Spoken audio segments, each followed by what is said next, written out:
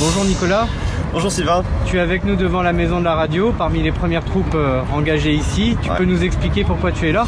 Bah écoute, on est là aujourd'hui par manifester notre grand mécontentement, surtout par rapport à la présidence de Macron. Un an déjà, c'est beaucoup.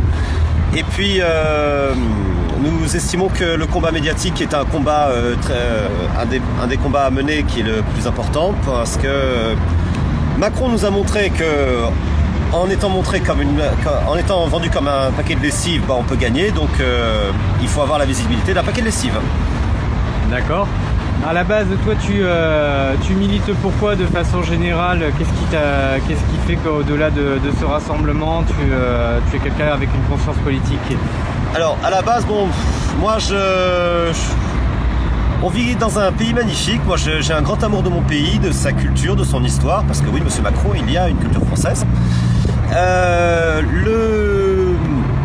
J'ai vu que en arrivant moi dans ma vie professionnelle à une certaine stabilité, en me disant voilà, maintenant je vais avoir mon petit confort et je peux profiter de la vie, travailler, mais avoir quand même ma petite place au bonheur, je vois que mon bonheur est quand même attaqué indirectement par des décisions politiques.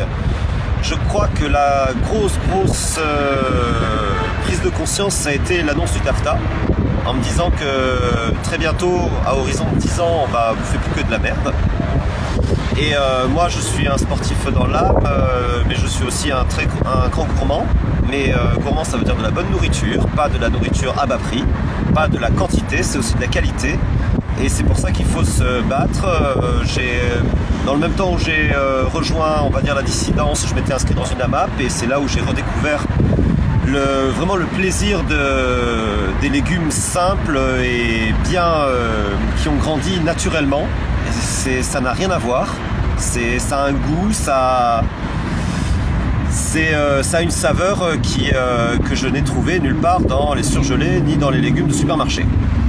D'accord. Pour clôturer, peut-être un petit appel à ce que chacun se mobilise.